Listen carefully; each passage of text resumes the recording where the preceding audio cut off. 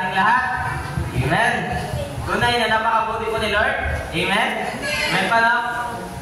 Ihanda po natin ang ating sarili sa pagpupuri at pag-aawitan sa ating Panginoon. Simulan po natin ang ating gawain sa pagbabatian, sa pag-aawitan sa ating Panginoon.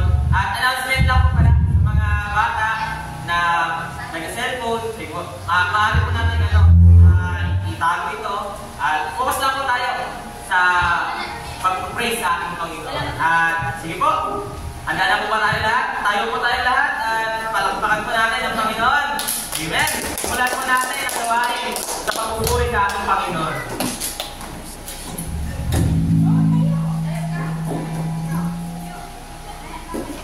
Amen! Amen! Isang magandang umaga po sa ating lahat. Salamat po sa buhay ng bawat isa. Truly, God deserves the highest praise. Atin po kami na natin ang buhay.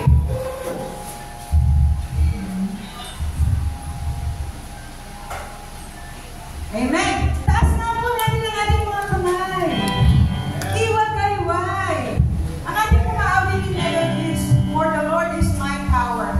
Sabi po, pagkagananda natin to, dapat may action tayo para gising yung ating mga katawan.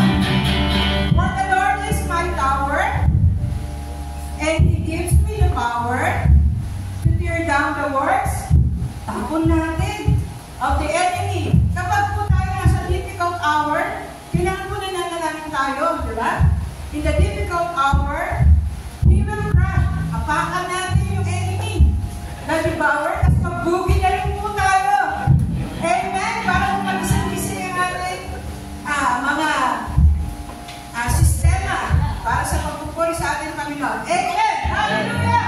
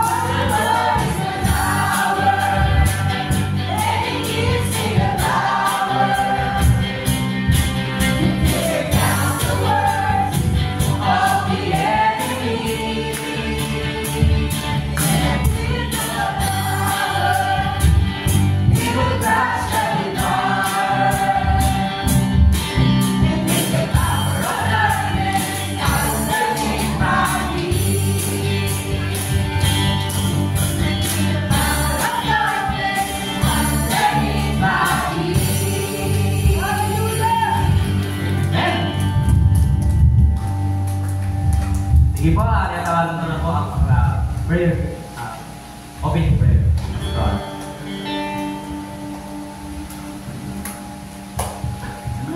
Manatili po tayo sa presensya ng ating Panginoon. Let us pray. Yes, Heavenly Father, Lord, hallelujah. Panginoon, purihin ka, purihin ang iyong dakilang pangalan. Salamat, Lord. And we ask of your presence, O God, hallelujah, sa buwan ito na kung saan naroon ng iyong mga anak na sama-sama ng pagpuri. Lord, we pray na kasi mo ang lugar na ito, Panginoon, all the corners of this place, of this house of worship, Panginoon, hallelujah, so that the virus of the enemy, oh God, hallelujah, cannot prevail in this place. So that we rebuke the work of Satan, oh God, in this place, Panginoon. Lord, patuloy mong ihanda, Panginoon, ang aming mga puso, o God, upang sama-sama kami makinig, hallelujah, sama-sama kami makinig ng ng iyong salita ng ensayo. O God, hallelujah, na ihahatid po ng iyong anak, O God, hallelujah, na Pastor Jeff, O God, upang, Lord, dumali po sa amin ang pagpapalang nagkakalog po sa pamilya ni Pastor Jeff. Patulong po sa amin, O God, O hallelujah, mga kapatid sa pananampalataya. Salamat po, Panginoon, O hallelujah, O God, tinataas po namin sa iyo ang lahat po ng gagamitin mo sa araw na ito, Panginoon, mula umpisa hanggang matapos po, Panginoon, ang gawain mo ito, O God, O hallelujah. Bigyan mo kami pusong busilak, pusong banal, O hallelujah, upang ito po ang makita mo sa amin, O God, O hallelujah, ang kabanalan mo, O God, na nasa sa amin, Panginoon. So, puso nawa namin, Panginoon, ang aming pong gagawin sa araw nito, ang aming pong sama-sama pag-awit ng papuri sa iyo, Panginoon, led by our worship team, Panginoon, hallelujah. Nawa makarating, Panginoon, sa iyo ang Lord, ang mataas na papuri na aming pong nilalari sa iyo, even every day of our lives, Panginoon. Salamat po, Panginoon, hallelujah, sa lahat mo pang gagamitin, Lord, sa mga katayogitan for the exhorter of how we give back, O Lord, Panginoon, yung blessings na natanggap namin sa iyo, Panginoon, kung paano ba yung tama, Panginoon, hallelujah, na pagbabalik, O hallelujah, sa iyo, Panginoon, hallelujah. We are just stewards of what we have, O Lord, Panginoon, kaya patuloy mo kami tuluan, O hallelujah, ng ayon, O hallelujah, sa iyong kagustuhan para po sa buhay ng bawat isa, Panginoon. Salamat po. Hallelujah, ikaw po, even po, Pastor James, Panginoon, traveling po kayo, o hallelujah, na bibilin na malapit na po siya, Panginoon, and provide him and Sister Jack, Panginoon, is traveling mercy as well, protection, and Lord, linisin mo yung kalsat ng nadaanan na upang sila po ay makasama namin makarapit po sa place na ito na payapa. Muli, sa iyo po ang papuri, pasasalamat at pagsamba. In Jesus' mightiest name we pray. Amen. Praise God. Patuloy po natin purihin at awitan ng ating Panginoong buhay. Amen. Hallelujah.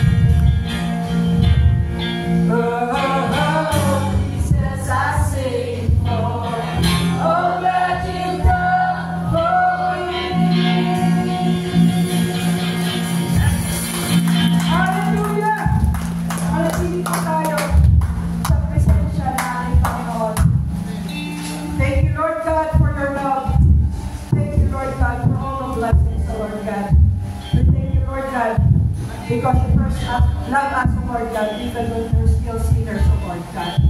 Hallelujah. You are the God created by human hands. You are not the God inherited in any mortal man. You are not a God in need of anything to be. That's just the way it is.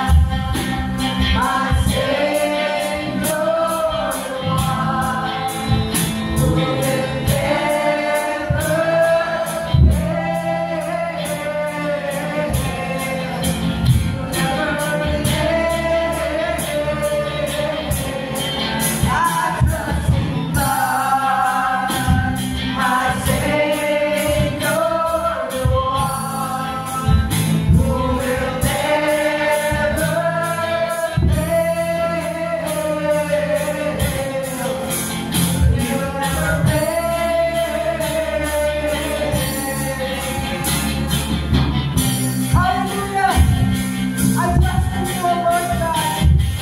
Hallelujah, Lord God. You are worthy to be praised, Lord God. Hallelujah. We thank you, Lord God.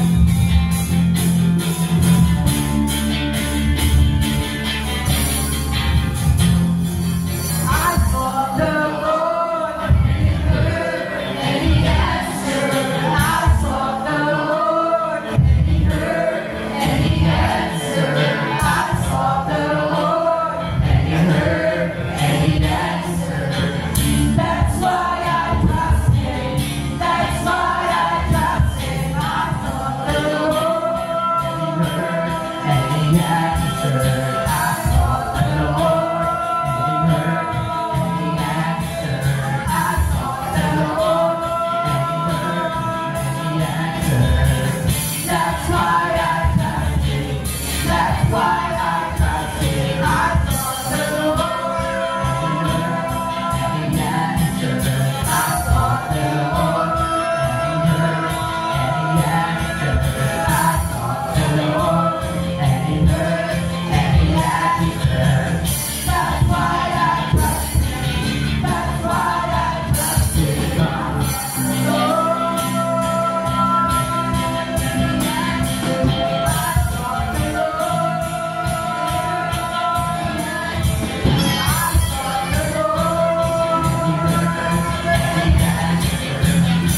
That's why I trust Him.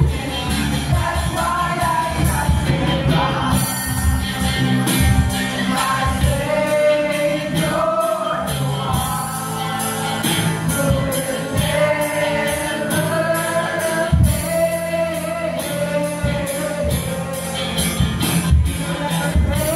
trust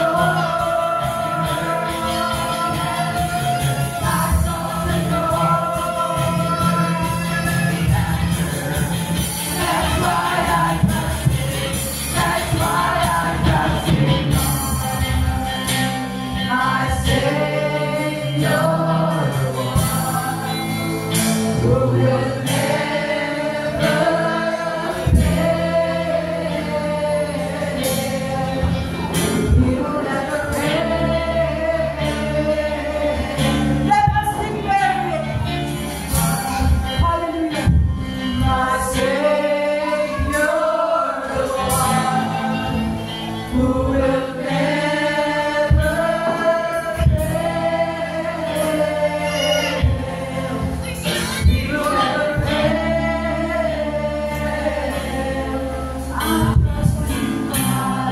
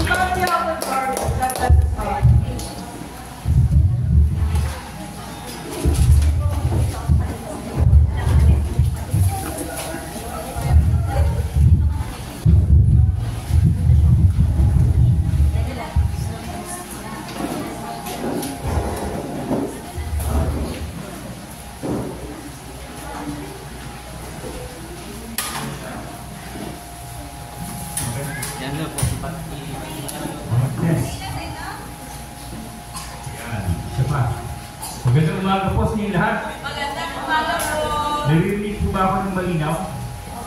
Pakilakasan na lang ng konti para malinaw ang boses. Magandang umaga po muli sa bawat isa. Parang inaantok pa yata. Nagkalimutan na po ba kayo? Alam ko ako hindi pa, pero lahat tayo na dito ay excited na magpuri sa Panginoon. Amen? Ayan. Isang malaking kagalakan po muli na kayo ay makasama sa ikalawang pagkakataon. 2 years ago kami po ay nandito din and we worship the Lord together. And just last week ay magkakasama din tayo sa ating pong family camp. Yung iba ay na-miss natin, pero nevertheless ay salamat pa rin sa Panginoon na tayo ay magkakasama sa umagang ito, no? At tayo po ay sama-samang tutunghay sa salita ng Diyos. Gusto po kayo lahat? Pwede po kayong batiin nasa harap at likod kasi nasa tabi nyo malamang na batiin nyo na yan. Yung nasa harap at likod, awayan po ninyo. Yan, at I understand, naka-live yata tayo, Sir Dalia, no? So sa mga taga-subaybay natin dyan, taga-subaybay talaga, no? Sabi nga sa ating mga kapatiran sa Dubai, yung mga home viewers daw, sabi nila. Sabi yung mga home viewers tayo. Anyway, it's a great privilege na tayo po ay sama-samang mag-aral na sa ng Diyos. Ito po aking mensahe na inihanda ay mas nagbibigay po ito bago in the sense na bago po para sa inyo. Pero ito po ay bahagi ng isang sermon series na ginawa po natin last year, yung Everyday Disciple. Kung maalala po ninyo, November of last year, nung ating inilunsad yung ating Everyday Disciple na sermon series na siya rin ating annual theme ngayon, ito po yung culmination ng sermon series na yan. And sabi ko, Pastor Rick, pwede bang umili na lang ako ng something na relevant para masigutahan din yung ating camp last week, no? Marami kasi sa atin, magaling na tayo sa simula. Tama po ba? Pero yung pagpapatuloy at pagtatapos, yun po yung gusto kong i-highlight ngayong umaga. No? Dahil hindi po natatapos doon sa family camp, yung ating gawain, yung ating desire na tayo ay lumago bilang mga mananampalataya. Kaya sa ating pag-aaral ngayong umaga, samahan niyo po ako sa pagbabasa sa salita ng Diyos mula po sa 2 Timothy chapter 4 verse 6 to 8. 2 Timothy chapter 4 verse 6 to 8. Naiyahan po lahat tumayo sa paggalang sa pagbabasa ng kanyang salita. Babasahin po natin from the ESV version. Yan.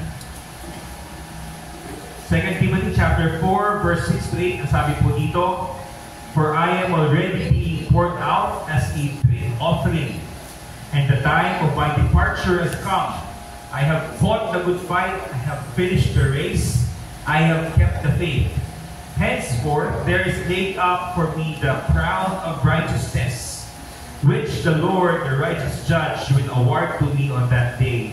And not only to me, but also to all who have loved His appearing." Tayo po sinaling manalangin. Panginoon, maraming salamat po sa pagkakataon na ito na kami po isama-samang makatunghay, Lord, at magpulay-pulay ng iyong salita. Paunahan mo kami, Panginoon, Banal na Espiritu ko po mauna sa amin, sa aming puso't kaisipan, sa aming pong pag-aaral sa pangalan ni Jesus. Amen. Amen. Tayo po'y makakupunan lahat. Yung title po ng ating sermon ngayong umaga is entitled Finishing Well. Finishing Well. Sabi ko nga kanina, tayo bilang mga tao in general, marami sa atin magaling magpasimula. Hindi ko alam kung sino sa inyo yung nagsimula nung taon na ito. Sabi natin, gusto kong pumaya. Aray ko, tama na po ako doon. Magaling na simula, no? Yung mga first few weeks siguro, yung diet natin okay pa, nakakapag-exercise pa tayo, pero kalaunan ay wala na, no? Sino sa inyo may mga project dyan, mga personal project, siguro mayroong mahilig maghalaman. Sa simula, okay. Pero kalaunan, ako, hindi naman ipagpatuloy. Pero kung ipagpapatuloy nyo, very good. Di ba? Ano ba? Mga personal project natin, minsan meron tayong mga gustong gawin. Parang, diba, minsan may mga sa pelikula, yung isang typical na anak, sabi sa tatay, gusto ko ng treehouse. No? Hanggang ngayon, yung structure pala, yung hangganan pa lang na naiakyan, wala pa yung mabuang tree. Anyway, in general, marami sa atin, magaling tayo sa panimula. And we struggle, no? Even sa ating Christianity, sa ating buhay bilang mga mananampalataya. Marami sa atin, magaling sa simula, madali kasi i-acknowledge ang Panginoon na Diyos. No? It's easy to acknowledge God, and God being God, magko-confess tayo bilang mga sinners, pero yung pagpapatuloy natin bilang isang Kristiyano, bilang isang bagay na marami sa atin ang nag-struggle. Tama po ba? No, hindi po konting problema, konting challenge, minsan mas marami pang problema, mas maraming challenge, natetest yung ating pananampalataya to the point na yung iba sa atin susubok, aalis ng simbahan, lilipat ng ibang simbahan, pero hindi po yun ang solusyon eh. Now, ang solution is for us to be an equipped, everyday disciple. Yung pagiging taga-sunod ni Cristo, hindi lang po yan tuwing linggo. Tama po ba? Hindi lang po yan tuwing may event, kagaya ng family camp, na lahat tayo on fire. No? After ng camp, pagbalik, on fire lahat. No? Pero after a few weeks, after a few months, ano nangyayari? Yung apoy na yun, kapag hindi mo na panatili yung ningas niya, ano mangyayari?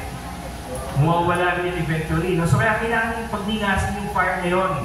Paano? By training ourselves, equipping ourselves. No? At ito yung gusto kong pag-usapan natin ngayong umaga.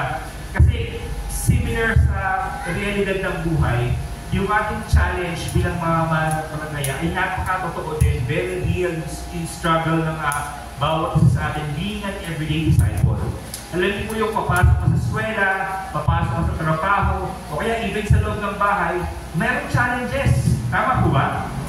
No, yung tipong matetest yung pagiging Kristiyan mo, masusubok yung testimony mo, kung minsan makukompromiso pa tayo, tama po ba? Sa school, lahat sila na-open ako. Ginawa niyo po ba yun? O ako lang, hindi. Di ba? Kaya sa opisina, lahat naman sila, maaga umuwi. Lahat naman sila nag-uuwi ng ballpaper eh. Ballpen, di ba?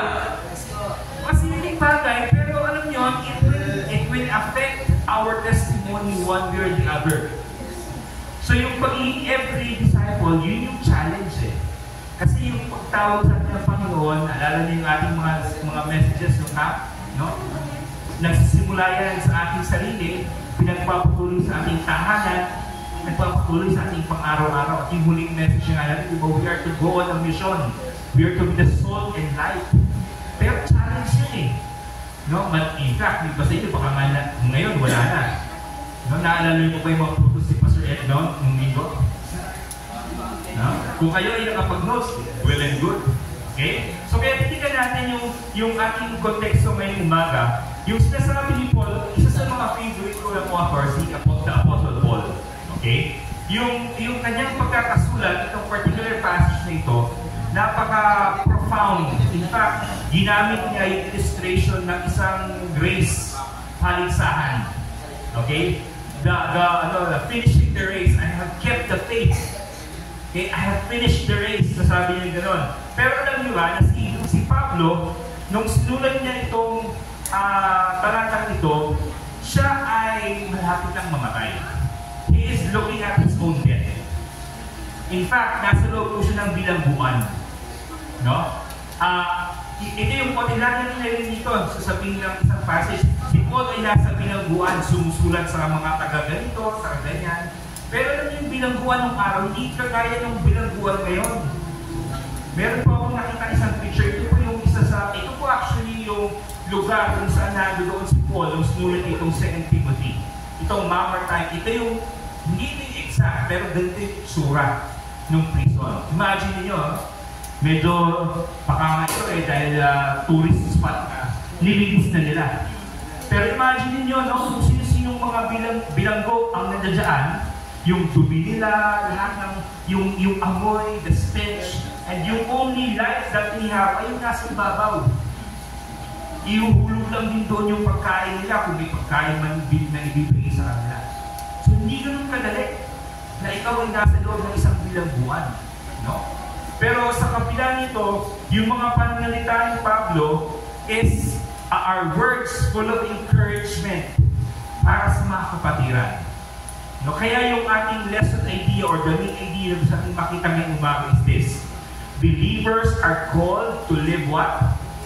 Faithfully, persevere through life's challenges, and focus on the eternal reward promised by God. And we can do this by looking into our present, yung ating present na situations, reflecting into our past, and looking forward into our future.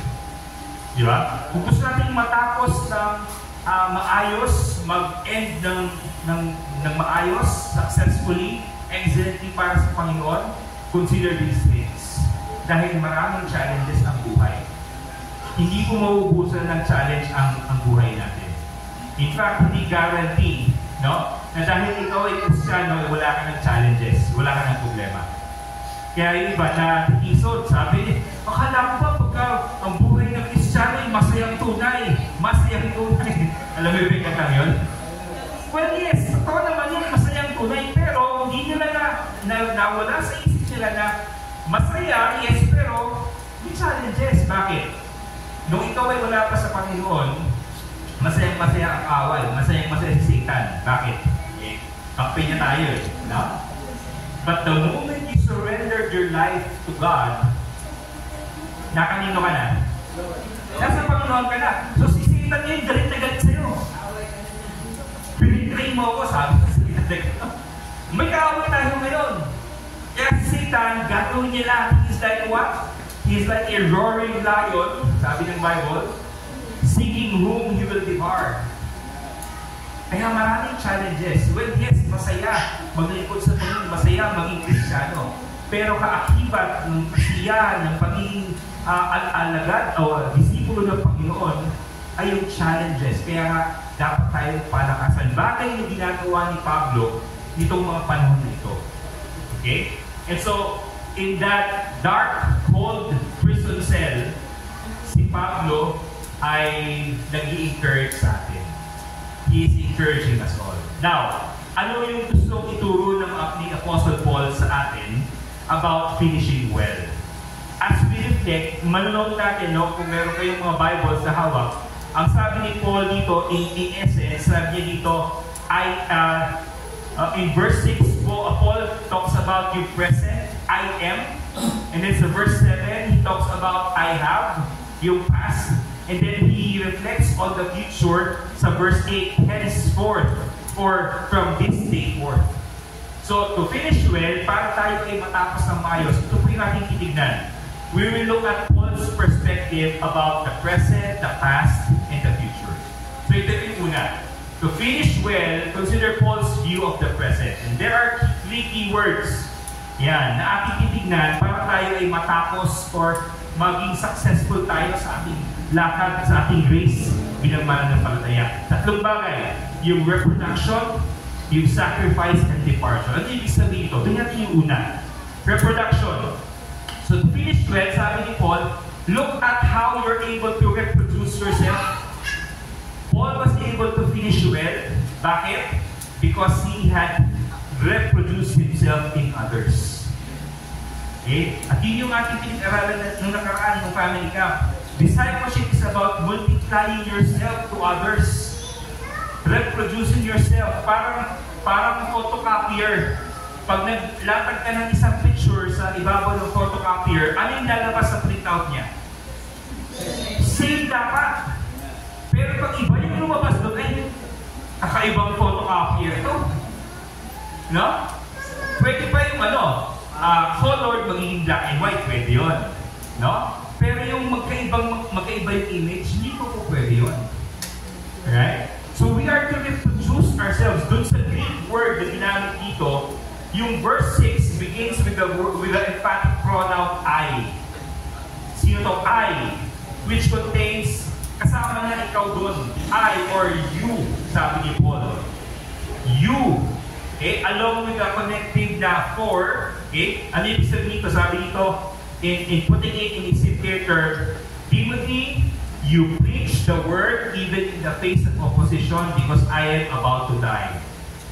I am handing you the torch to carry. Again, sabi ko kanina, di ba? Si Paul, nung sinulit niya ito, siya ay malapit ng mamatay. Bakit niya alam? Kasi malapit na siyang sentensyahan. No? So alam niya, parang alam niyo yun, kung ikaw may kilala na naghihingalo na at naghahabilin na, alam niyo yung huling habilin, ipapatawag niya lahat ng mga anak niya, lahat ng, magpapapatid kayo, di ba? Yung huling habilin, parang ito yung huling habilin ni Pablo. Okay? Kaya kapag ikaw ay naka-witness sa isang taong naghahabilin na, tandaan mo, buti bakit usually full of wisdom yung mga yan. Kasi lahat ibibigay na nila sa iyo. And si Paul was doing the same. Okay? You preach the word, sabi ni Paul kay Timothy. Kasi kay Timothy, itong letter na ito 2 Timothy, ito yung pangalawang sulat ni Pablo kay Timoteo.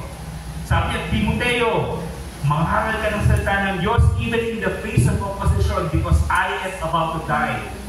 Ipinapasa ko na sa iyo yung baton. Okay? Madaling, quote-unquote, hindi naman sa madaling mamatay talaga. Pero, mas madaling lumisan sa mundong ito na alam mo na yung pag-iiwanan mo ay nasa maayos na kondisyon. Tama po ba?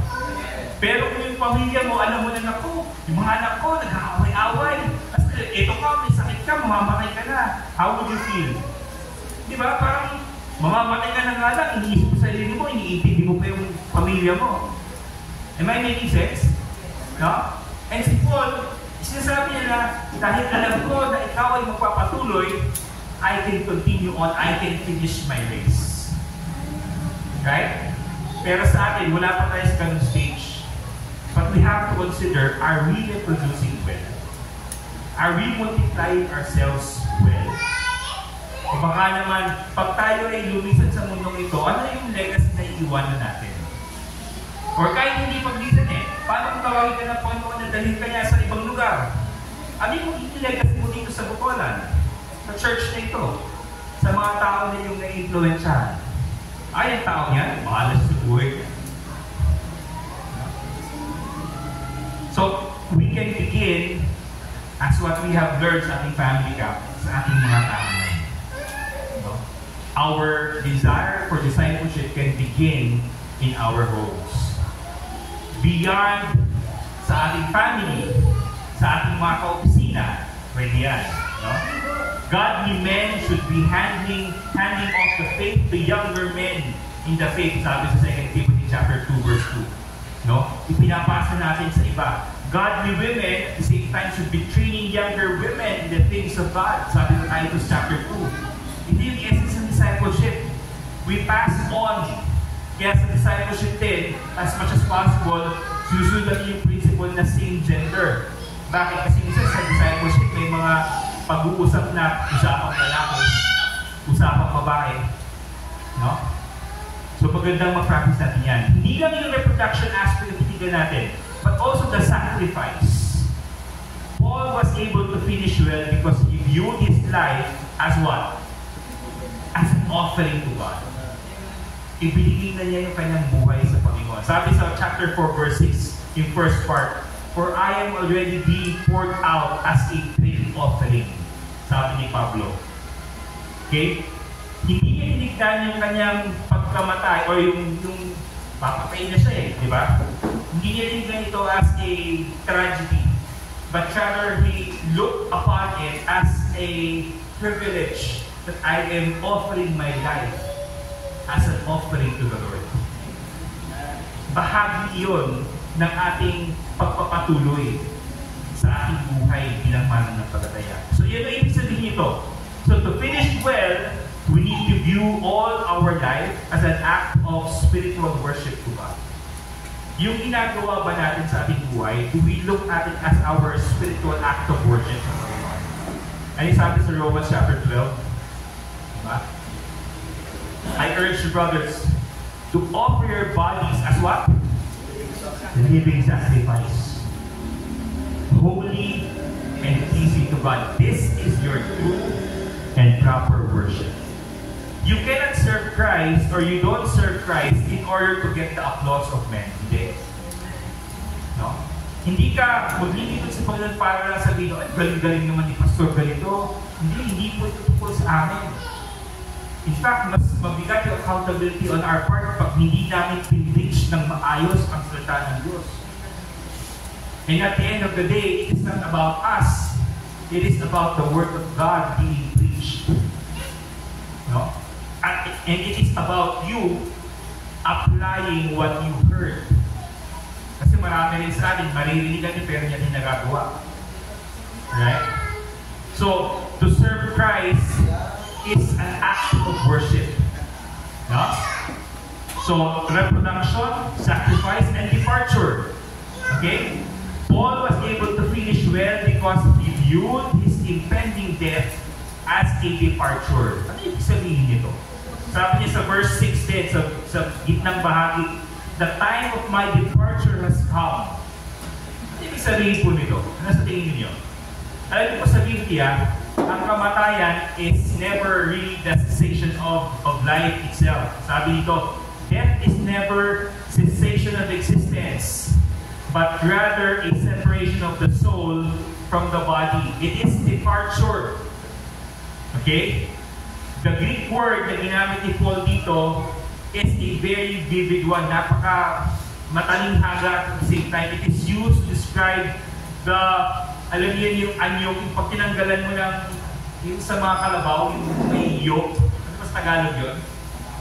Yung mga pamatok yun. Pag tinanggal mo yun, alam mo parang yung freedom that we have in Christ. Okay? Death means the end of our labors and toils in this life. Ibig sabihin, hindi ka na talaga magtatrabaho on your own, but you are really giving it to the Lord. In other words, kagaya ni Cristo, death has won the victory through His death. And our death, okay, means that we are not losers. It means that we have won the victory in Christ. Because in the first place, yung kamatayan ni Cristo sa cross has won it all. Tama po ba? No? At yun yung magandang tingnan natin na perspective. Sabi nga sa Philippians 1:21, to me, to live is Christ and to die is gain. And so, to finish well, consider natin yung view ni Paul of the present. Paano tinigan ni Pablo yung present? Yung kanyang present ministry. Present ministry is reproduction. Present life is a sacrifice to God. And impending death is a departure to be with Christ. No? So yung lahat ng hirap natin at the end of the day, pag tayo ay kasama ng Panginoon, wow, that is victory in Christ. Yun yung present na perspective ni Paul. Tingnan naman natin kung ano yung perspective ni Paul, paano tinigan yung past sa verse 7.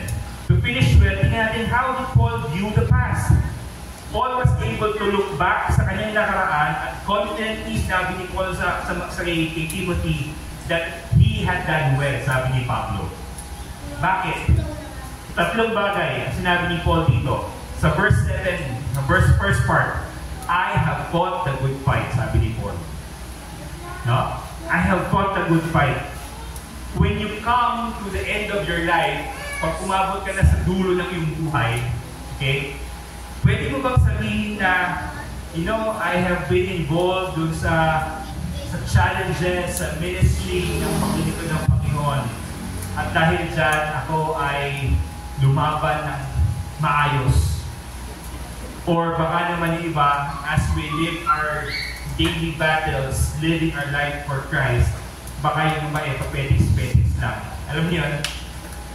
Come and go, chill lang. No? Pero si Pablo, hindi po. All throughout, in fact, sa kanyang journey, sa kanyang ministeryo, marami siyang persecution, marami siyang paghihirap na dinaanan. Tama po ba?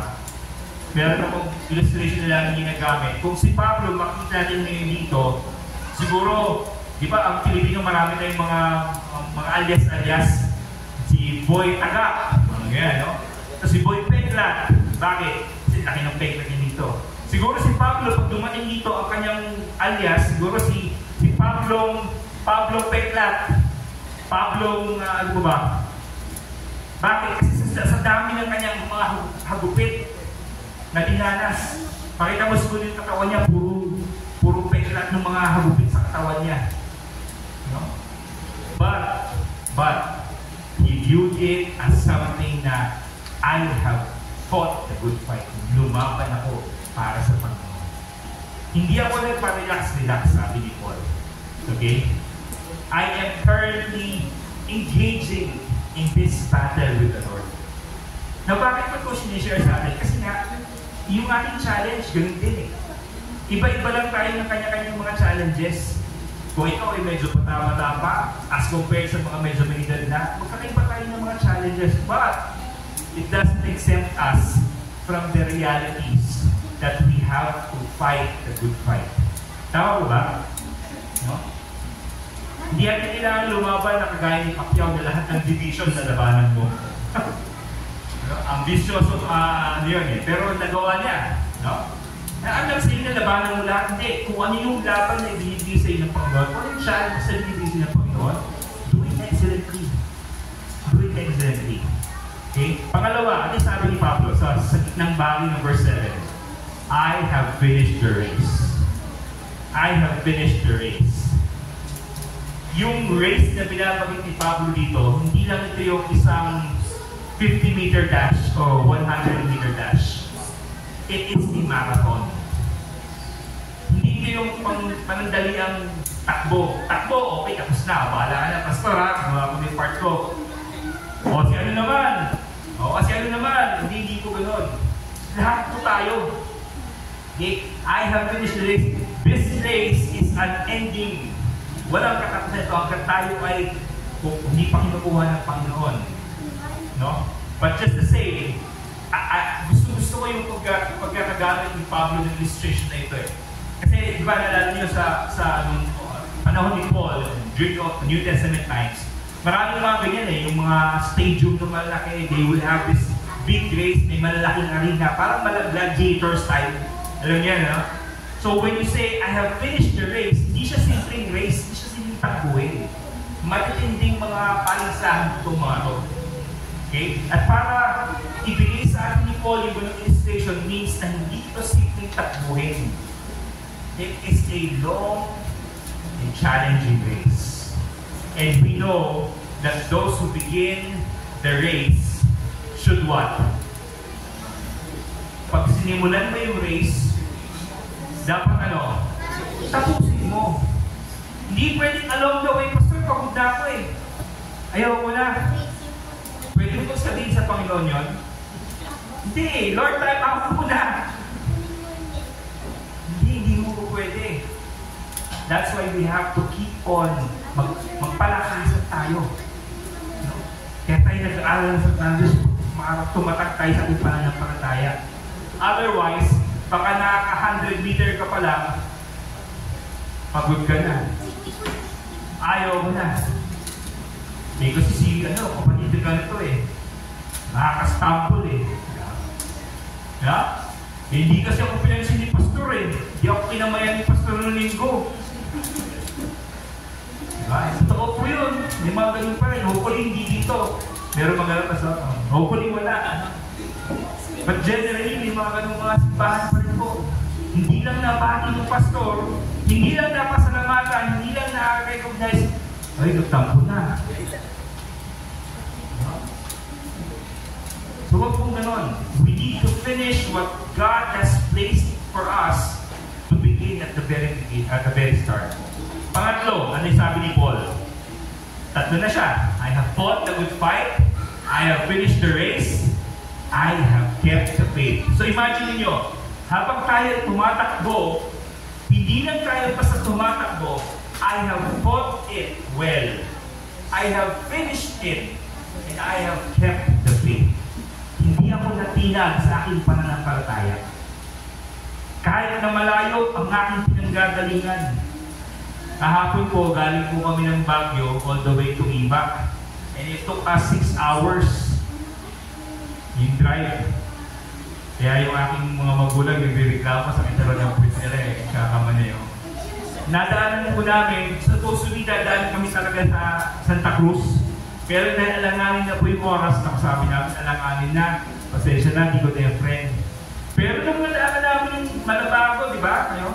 Yung nadaanan, ito yung barangay, tawag na nga, baka hindi ko na yung friend. Pagdaan namin ng Malabago, Santa Cruz, akala namin, malapit na siya, papunta ng Iba or something. Kapag malayo mo pala. Meron pa sa Masinlong, may sigsag road na ang dilim-dilim ng kalsada. No, hindi ko never, no?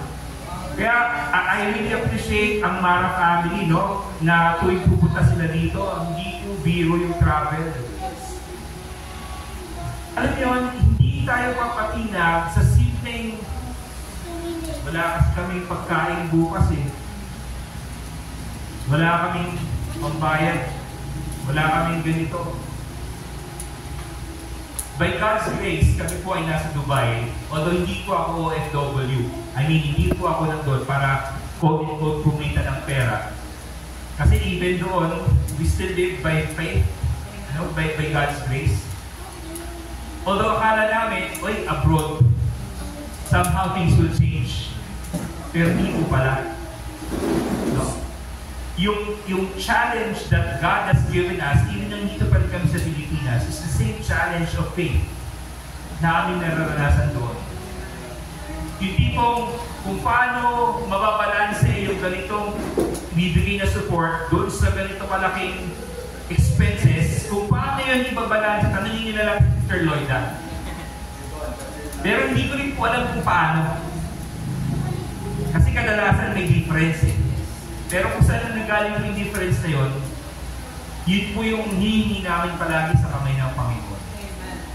So hindi po tayo naiba. Naiba lang po kami ng lugar. Kaya gusto ko lang po encourage about na kung kayo po ay nahihirapan, pare-parehas po tayo. I mean, these are realities of life. Na hindi dapat tayo magpadaig. Dahil ang ating Diyos is a sovereign God. He's a faithful God. He's a God who provides. He's a God who sees all our needs. And we simply have to keep the faith. Amen? Pag tinignan mo yan, sabi ni Paul, lumaban naman ng maayos eh. I have finished the race, I have kept the faith. And that's why he was able to finish the race. Pero isipin nyo, kung si Paul, somewhere along the way, tumigil at na-discouraged dahil nakulong, tingin nyo yung Christianity will grow as it is right now? Hindi po. And I don't know, baka meron isa sa inyo ang inihahanda ng Panginoon, tatawagin ka ng Panginoon sa isang lugar para ipagpatuloy ang gawain. Eh, na-discourage ka. Eh, may plano pa naman ng Panginoon sa iyo sana. Who knows? Yan na lang yun. So we simply have to finish what God has started with. So, Paul could finish well because he could look at his present. Nakita niya yung kanyang present ministry as your production, his present life as a sacrifice, and his impending death as departure. And he could look at his past. He saw that he had been involved in the struggle for the cause of Christ. He had not dropped out of the race, nagpatuloy po siya, and he had guarded the truth of the gospel. But because of these things, kaya dahil sa mga ito, na kaya niyang tumingin sa hinaharap. So yung three-part message na ito na ipapatuloy to finish well, consider Paul's view of the future. Paano tinignan ni Pablo yung hinaharap? Kasi marami sa atin, pag kinakita natin na, ano bang para sa akin dyan? Ano ba ihitata ko dyan? What's in it for me? Ganun tayo di ko ba? May mag-invite sa atin ng ganito, may mag-invite ng ganyan. Ano? Mapapala ko dyan. Pero si Paul, he saw what was in store for him. Sabi ni Paul sa verse 8, henceforth, tigil muna po ako. Ano po yung sabi ni henceforth? Ano sa Tagalog ng henceforth? Dahil dito, sa mga tuwid, alam niya, tama ba? Tama yung Tagalog ko? Ano yung pinapatungulan niya na henceforth or dahil dito? Ano yung pinutungkol niya? Yung sabi niya sa verse 6 and verse 7, dahil doon, okay, henceforth, there is laid up for me the crown of righteousness, which the Lord, the righteous judge, will award to me on that day. And not only to me, but also to all who have loved His faith. Kaya tapusin ni Pablo ng maayos. Paul could finish the race well in spite of all the difficult and miserable circumstances. Kasi he had a secured hope in the future. Hindi dahil nag-invest siya sa kung ano pa man. Hindi. But because God is a faithful God. Dalawang aspeto ang nakita ni Paul about the future hope na ipinangako ng Panginoon. Ano yung una? Paul could finish well because he hoped to what? To meet the Lord, the righteous judge. Kung meron man tayong pinaka-greatest reward na pwedeng ano pa tawag doon? Asamin, no? Or i-desire is to be with God. Di ba ba? Kalimutan natin yung anumang mga earthly rewards, pero yung tipong at the end of our lives, makasama ng Panginoon. In fact, just to mention, just this morning, around 7 a.m., hindi ko pa lang kung sino sa'yo nakakakilala kay Brother RJ Reforma. Alam niyo po ba yung balita? Opo. Siya po ay pumanaw na. No? Hapon, August 9 sa Canada. Meron po siyang cancer sa blood, something like that.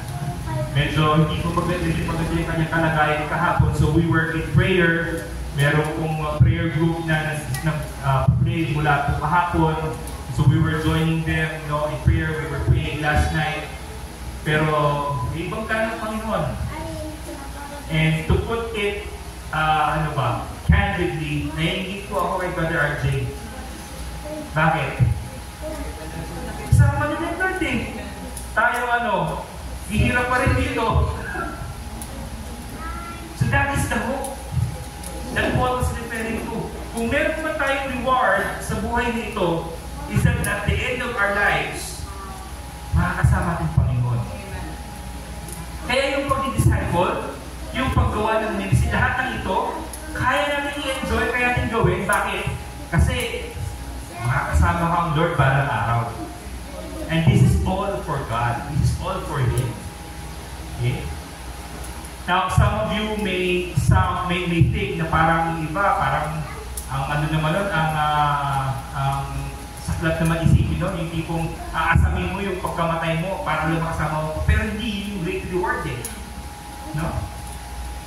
We ought to look at our great hope, looking forward, anticipating yung pagkakamutan ng Panginoon. Sabi ng Romans chapter 8, sabi rin ni Paul, therefore, there is now no condemnation for those who are in Christ Jesus. Wala nang lahat na ito. So John chapter 5 verse 24, sinabi rin ni Jesus that anyone who believes in Him does not come to judgment, but has passed out of death into life. Yung kaligtasan ng Panginoon ay ating makakamtan, mararanasan sa Kanyang biyaya by God's gift of grace by faith. Pangalawang view na tinigan ni Paul. Paul could finish well because he lived in view of that day. Ano yung isa sa mga inaasam din ni Paul? Medyo mahirap i-interpret sa ibang perspective yung sinasabi ni Paul dito na crown of righteousness. Ano ba itong crown of righteousness na ito? Is this a special reward? Meron bang special crown na literal ibibigay dun sa mga mananampalataya na talagang matuwid na namuhay sa kanilang mga buhay? At sa iba hindi? Or is it a reward of eternal righteousness? No, na ibibigay ng Panginoon. Okay? But in favor of the view that the crown of righteousness is given sa lahat ng mananampalataya, okay? Yung phrase na all who have loved is appearing is something na gusto nating i-appreciate din sa Panginoon. Ibig sabihin, yung crown of righteousness is being given sa lahat na nagmamahal sa Panginoon. Hindi lang dun sa mga selected na ito, mapuwid ko, ito, hindi po ganun. It is given to all who love Jesus. Describing yung lahat ng mananampalataya. Okay? So, perhaps Paul's meaning here is simply that even though his earthly judge, and yung earthly judge niya during this time is Nero, kasi siya yung nagpataw ng kamatayan sa kanya, okay? Even though siya ay naakusahan, na-condemn siya wrongly. Bakit? Dahil sa pagpapahayag niya ng salita ng Diyos, yun lang naman ang dahilan eh. Kung bakit siya pinapatay. Because of his faith in Christ. But other than that, he lived a life. At alam niya na yung righteous judge, who is Jesus Christ, will vindicate him. Our righteous judge, Jesus Christ, will vindicate us. No? Meron akong nabasa na isang journalist na sumusulat ng mga obituaries. Nagbabasa pa kayo ng dyaryo. Anong araw, uso-uso ng dyaryo. Kasi merong section, nalala ko yung father ko, yung office nila sa Imagination, nasa likod lang ng Manila Bulletin. Manila Bulletin ba yun? Sa Intramuros. So every morning, meron silang complimentary copy galing sa Manila Bulletin. So mag-uwi ng mga dyaryo sa bahay. Ang dami. Minsan, 2-3 set. Hindi yung tabloid, yung malalaki talaga. No? Usually may section doon ng obituaries. No? Yung mga namatay, ganyan. Itong journalist na ito, one day, sabi niya, wala akong isusulat ng mga obituaries ngayon. Writer siya. Kailangan niya magsulat. Kundi wala siyang nai-imprenta. So, ginawa niya, kumuha siya ng black na papel at nagsimula siyang sumulat ng sarili niyang obituary. At ito yung sinulat niya. Ang pangalan niya si Robert Mounds. Di ba? Mounds? How do you pronounce this? Pakita pa din yung next slide. Sabi dito sa kanyang isinulat na obituary, I have been a good husband and a fine father. I have contributed to a number of worthy causes. I have left a reputation of absolute integrity. My friends are many. Alam niyo po, bago niya by the time na natapos niya isulat itong obituary niya na ito, naging committed na siya sa sarili niya na isang pamuhay talaga kung ano isulat niya. Kasi baka nung susulat siya, baka nag-isip na siya, ano ba magandang isulat? Pero yung na-realize niya na, oo nga, magandang obituary ito para sa aking sarili. So, by the time na natapos siyang magsulat, he committed himself to live this kind of life. No? Bakit? Hindi naman siguro sa dahil hindi siya mabuting tatay, pero ano yun, nagkaroon siya ng resolve na ito na yung aking gagawin hanggang sa ako ay mamatay. Kasi yun ay obituary niya eh. Dapat yung buhay mo should reflect that. Tama mo ba? So kaya yun yung naging resolve niya. How do we conclude this? No? Para din tatapusin ko. Marahil ba sa atin ngayon, meron tayong, sabi ko, meron tayong mga challenges na nararanasan here and there. May mga challenges na pambata in a sense na sa mga kabataang mga challenges. May mga challenges na nararanasan lang ng mga may pamilya, may edad. Pero lahat ng ito, itong mga situations na ito, pwedeng maging dahilan para tayo mamina sa Panginoon, lumayo sa Panginoon, lumayo sa church, and many other things na mangiresulta. Pero, upon reflecting ito sa verse na ito, sa ating mensahe ngayong umaga, si Pablo, mas matindi pa yung dinaanan niya eh. Naisip niyo po ba yun? Mas matindi pa po yung kanyang mga pinagdaanan ng mga challenges. At kung hindi siya nagpatuloy, marahil yung ating buhay bilang Christian or Christianity in itself would be very, very different. But we praise God dahil nagpatuloy si Paul. Something that Paul is now passing on to us for us to also finish well. So, consider Paul's view of the present. Again, just a quick review. You can reproduce yourself in others to carry the torch after you. View yourself as a sacrifice to God. Your death will be departure to be with Christ. I'm not saying tayo mamatay na, but you know, having that perspective na yung buhay ko ay para sa Panginoon talaga to. We need to surrender everything sa Panginoon. Consider Paul's view of the past. So that one day, it will also be your past. Ano itong past na ito? You will also be able to look back and say that you engaged in the struggle for the cause of Christ. You didn't drop out of the race. nagpatuloy tayo and you guarded the truth of the gospel. And consider the possibility of the future. Soon, we will also stand before the Lord, the righteous judge, vindicated by His grace. Live in view of that day. Doon pa yung mamuhay. If you live in with Paul's focus, you will finish well. No? Now, some challenges or application. Mabilis na lang po ito natapos sa buhay. Number 1, surrender fully to God. Yung pagiging everyday disciple, hindi po yan seasonal. It's an everyday thing. So ibig sabihin, we have to surrender our lives daily to the Lord. No holding back. Evaluate your priorities and ask yourself, am I fully surrendered to God's will? Or baka meron ka pang hold back sa Panginoon? Na? May hold back o tingnan mo, sabi mo, may tinatago ka ba sa Panginoon? Ibigay mo na yan. Pangalawa, persevere through challenges. Maging matapat po tayo sa ating paatakbuhin in our race. Ask yourself, ano yan itong mga tanong na to?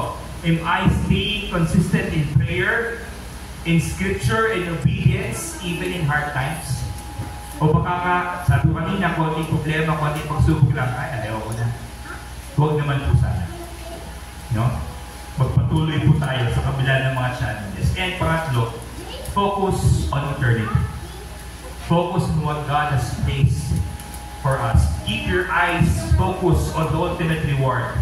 Reflect. Ask yourself, am I living with an eternal perspective?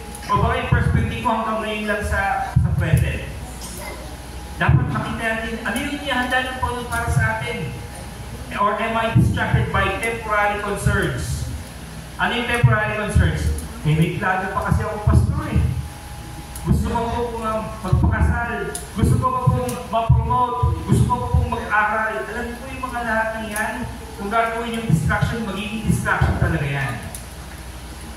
Pero kung gusto nyo gamitin din yan para gamitin ka ng Panginoon, pwede rin gamitin ng Panginoon yung mga bagay niyan. So let's reflect. Are we looking on just the present situation, or are we also looking into the future? So as we live our lives, finishing what God has started in our lives, ang prayer ko po ay maging matapat po tayong disipulo ng Panginoon. Hindi lang tuwing linggo, hindi lang tuwing may event, or hindi lang tuwing sinisipag ako, every day, makita tayo ng Panginoon na matapat na nagpapatuloy sa Kanya. And along with our prayer, alam ko kung tayo ay maging matapat lang din sa ating pag-disciple, no? Kung lahat sa atin, bawat isa sa atin mag-disciple ng isa pa, siguro by 2 years again, pag nagbakasyon kami, baka ito, kulang na po ito. Tama po ba? Kung tayo ay maghahanap ng isang i-disciple this year, isang i-disciple ulit next year, ay kulang na po itong space natin. Baka dalawang service tayo, isa sa umaga, isa sa... Alam niyo yun? If we will do our part. If we will do our part. Tayo din manalangin. Panginoon, maraming salamat po muli sa iyong salita. Salamat sa buhay ng Apostol Pablo, sa Apostol Paul, na ipinakita mo sa amin ang iyong kalooban, kung paano kami magtataguyod ng aming mga sarili sa aming pagpapatuloy sa paglilingkod sa iyo, Panginoon. And we pray, I pray, Lord, na ikaw patuloy na magpala sa bawat isa sa aming Panginoon Diyos. Nawa ay patuloy ka pong kumilos sa buhay ng bawat isa, sa bawat leader ng church na ito, sa bawat miyembro at dumadalo sa simbahan na ito. I pray na ikaw po ang kumilos, Panginoon, upang makapagpatuloy kami sa aming takbuhin na iyo pong sinimulan sa aming mga buhay, Lord. Help us to finish well. Help us to be an effective, everyday disciple of Jesus Christ. And I pray that you will continue to pour out your blessings to Pastor Rick, Sister Dalia, the leadership of this church, sa bawat pamilya na naririto, even sa mga kapitbahay, sa mga communities na aming inaabot, go rin po ang magpala, Panginoon. And let your grace Let your mercy be felt and experienced by each one of us sa bawat araw po. Salamat po. Ito po ang panalangin sa iyo. Kami pagpuri po sa pangalan ni Jesus. Amen. Salamat po tayo ng Panginoon. Mga pastor, nagbibigay po kami. Gawa po kami na sa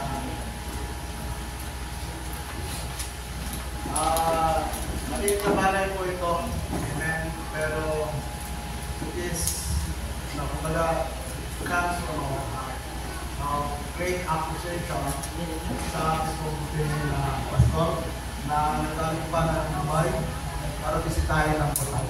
Amen. So, para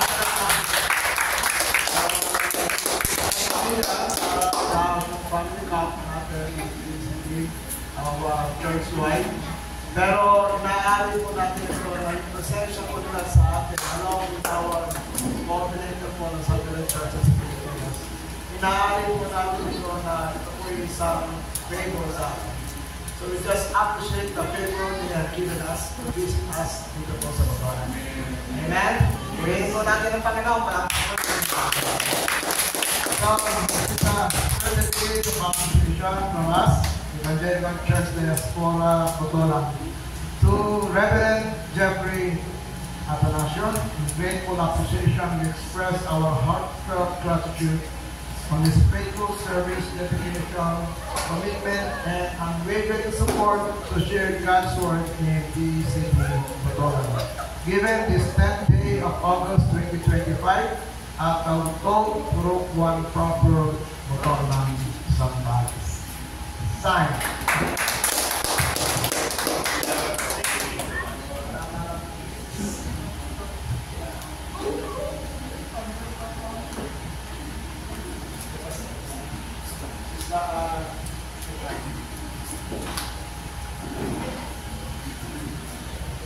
We also prepared the cake for them. Sa mag-asawa, and Pastor Jeff. Salamat po. Thank you. Sister Royda. Salamat po ng maraming. Buwan nila.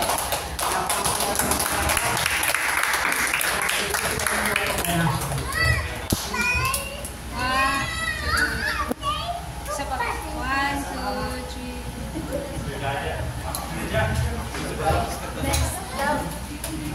Ikaw na. Sige na po.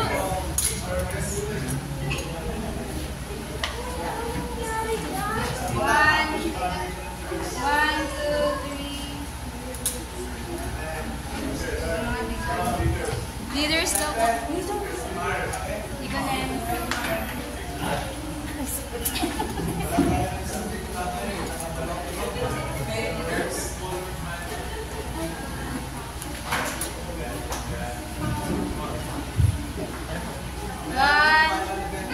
One, 2, 3. Isa pa po. 1, 2, 3.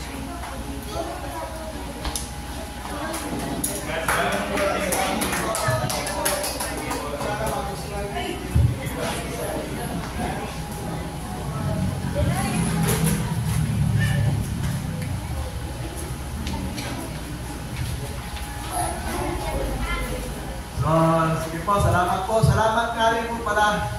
Amen. Kung kasama natin si Pastor Jeff, siyempre, dahil ito sa kanyang mga magulang. Amen. Daddy at si Mami. Praise God. There is, kasama pa rin nila yung kanilang anak. Pangalan niyo po ba kasi? Kasi po, we have more than willing po. They will give a short but meaningful testimony. Amen.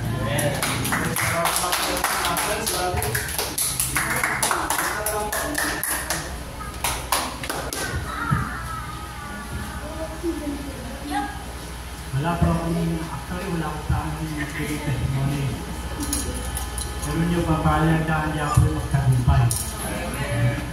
Pinagsiisa mo yung sakit ng foot ko. Ngayon, dito na kami. Gusto ko mag-glorify ang Panginoon sa buhay ko. Short testimony lang po. Actually po, ako po yung ko. No? At na-ambisyon nung panahon pa nilata ako. Nanginginom po ako, babaero.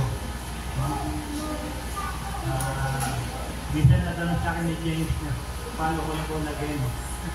Sinupila ko na Jerry na kanya, bigla may tumingit eh. Hindi lang tapo. Talagang dapat ko lang magawa. Yun po nangyari kung minsan mga tayo ko. Ano kami sa libigan sa ano. Kasi hindi ko kung kanila pa ako. Natanong ko sa sarili ko. Nasaan na kaya ang father ko ngayon? Kaya ay langit o sa impyerno. Kasi ang father ko ay Chinese. Hindi ko alam kung nasiya lang siya ng mother ko. Mother ko Chinese, kaya Chinese. Pero ano sa Tagalog. Hindi ko alam kung siya nasiya ng pamilya. Kaya doon pasimula mabuksan ang aking isipan. Inaano ko ang Panginoon. Kaya kung ako mababatay ngayon, wala ko punta. Wala akong patilakan, hindi wala akong punta ako punta. To make this story short, sinira ako ng gospel ng aming pastor sa aming church. At sumunod ako na nakita ko na ang kalisakin ay pagitan na kayong pananampalataya sa Panginoon. Since then, binigay ko ang buhay ko sa Panginoon. I committed my life to God. At what we did, tinawag ako ng Panginoon sa mga seaman. I was full-time. At ikot ako for 35 years. Maakit kami sa barko, nag-share ng gospel. Nagbubukas kami, pinupuntahan namin yung mga shipping agency, mga boarding house ng mga seaman. Nagbubukas kami ng Bible study.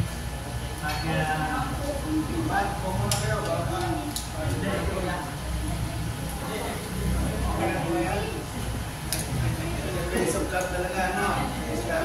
Perseverance tayo. Meron kaming ginagawang seminar sa mga seaman. Yung mga born again na. Tinutrain namin sila na mag-start ng isang church on the ocean.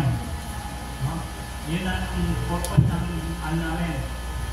Kayo mga Christian na, kailangan namin sila i-encourage to start a church on board the vessel. Hindi ko naman natin yan, barko, bata po sa dagat, at the same time, i-Bible sa kapko.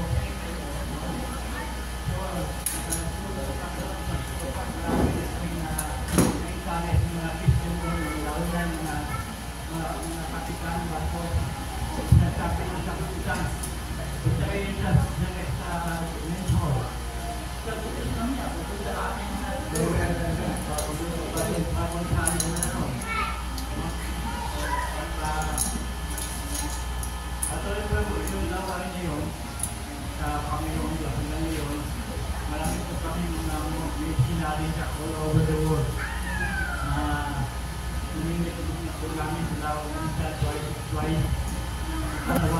Once every 2 years. Kami ng World Missionary Conference. Kami napupunta sa Asia. Nagsuhin ang Panginoon.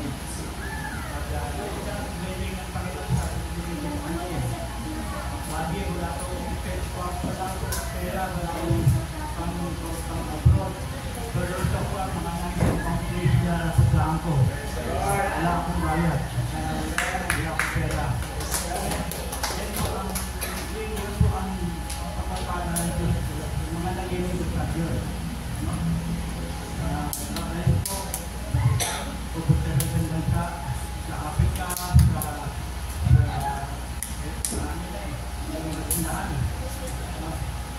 ako dito, dala ako sa lugo, kami po yung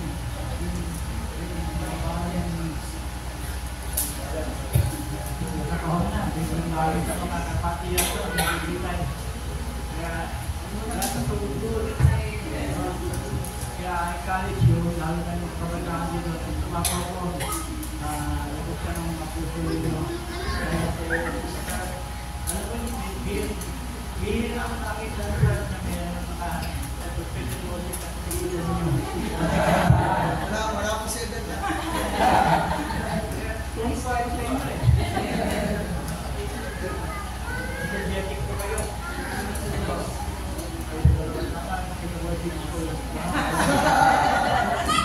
Sampol nga boss, sampol. You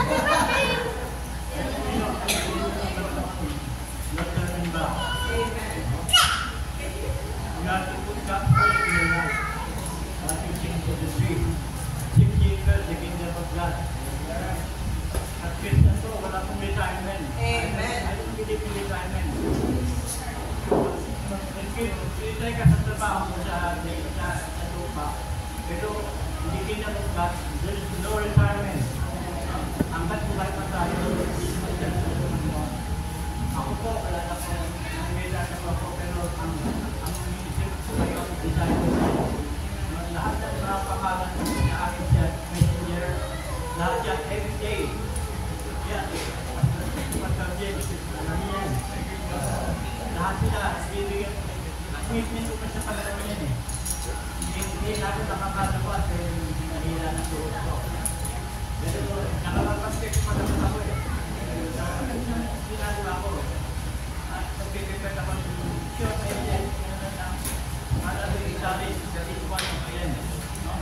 Hindi niya alam. Meron mga pisya lang na doon yung bahay na nasa na nakaw. Nanigo na sa Panginoon. Makakatanggap ako ng mga short Brother Bing, Tatay Bing, salamat sa iyong mail. Mga migas yung mga sakit. Nalisilipit sa akin. Pray mo ang family ko, pray mo ang wife ko. Anything na makatulog ako sa kanila.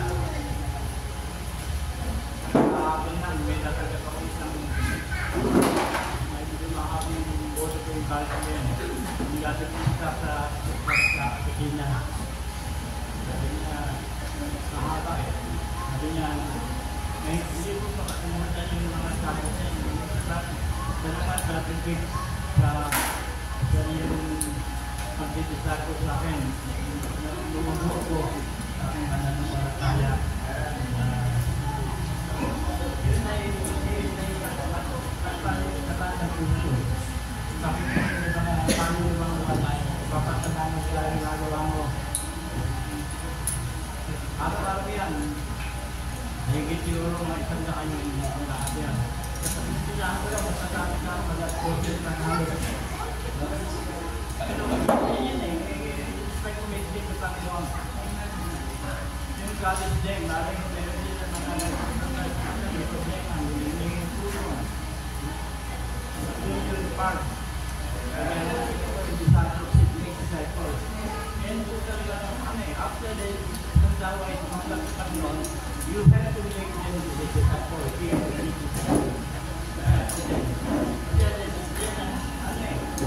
So, nimbat ay nalamigay na sa So, encourage ko ninyo. Ang lahat po dito ay nag-bubonagin na lahat kayo. Tayo pa yung nirapture ng Panginoon ng Pilipin. Lalasang na tayo. Habos lang tayo magwan. Kaya Pilipino, asubera eh. Laban yun? Pahala ng Panginoon. Kaya pahala. Hindi nun. Pahala ka sa sarili mo.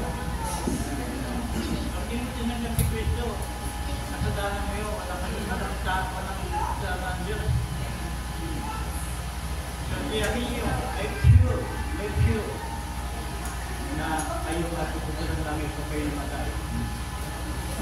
Then one day, to this question, I will try to answer to this for you. Natawan, pati yung si Cristo sa piswan ng langit. At pupunta ka sa ananta at anong ka ng Panginoon Diyos. Tell me, give me one question, one vision. Why should I let you I'll let you enter the kingdom of God. Bigyan mo ako siyang dahilan. Bakit hindi napapasasabit sa langit? Ano ang magkakit sabihin sa kanya? Ako naman eh, nagiging naman ako eh.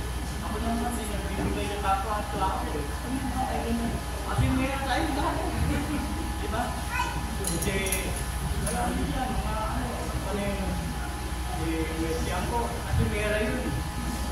Dahil akala niya, dahil kung hindi kami sumunod, may baha, sinusunan sila. O diba, akala niya, dahil managigigkat siya sa mga grupo.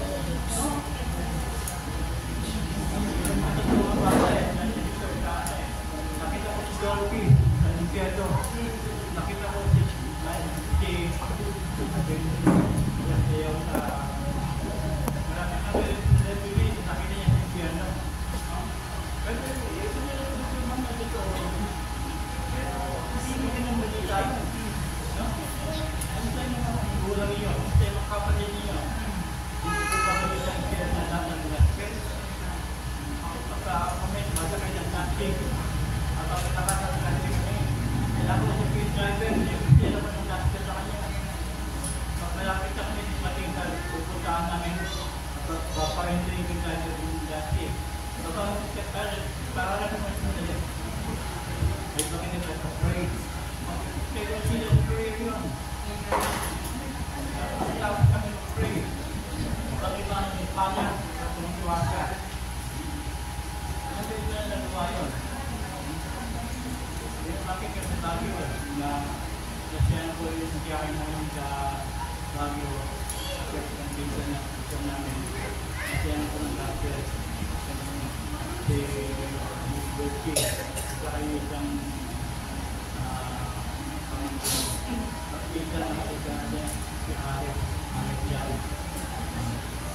Hindi pa na yung lalaki, hindi pa sa Panginoon.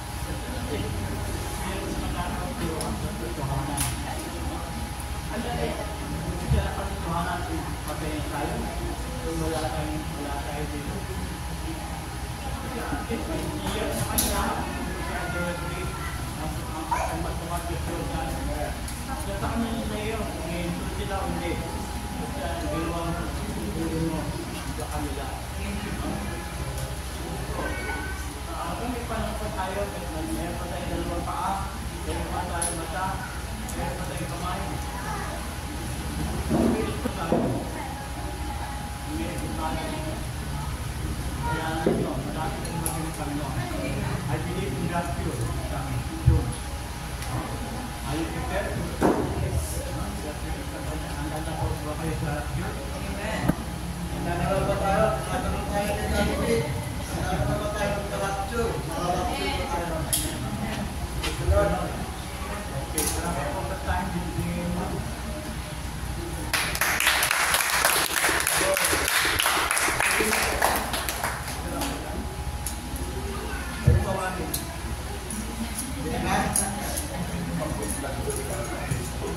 Sino hindi na-inspired? Ilan taon na po may 7 to 7. Praise the Lord, no? Ano po din? Pastor, siya po may disciples. Praise the Lord. Mas maganda talaga, no? Mas mainam na yung mga tatay, yung magulang, tatay o nanay yung maging disciples sa bata. Although marami sa atin na maging disciples, bata pa lang yung mga anak. Dahil nasa wala ng mga lahat. Praise the Lord. Maganda po yung tanong ni Daddy Vic. Siyempre, masakit sa puso natin na isipin na yung namatay natin mga anak sa impyerno mga pagkaano. Ayaw. Pero yun po yung talagang katotohanan.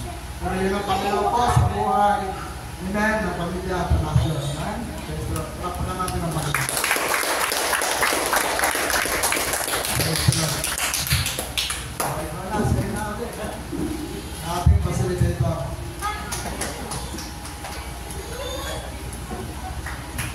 Praise God po. Tunay na napakabuti po ni Lord sa buhay ng bawat isa po natin. Kaya, yun po, patuloy po natin lakaran yung point of view ni Paul po, no? Yung daanan niya,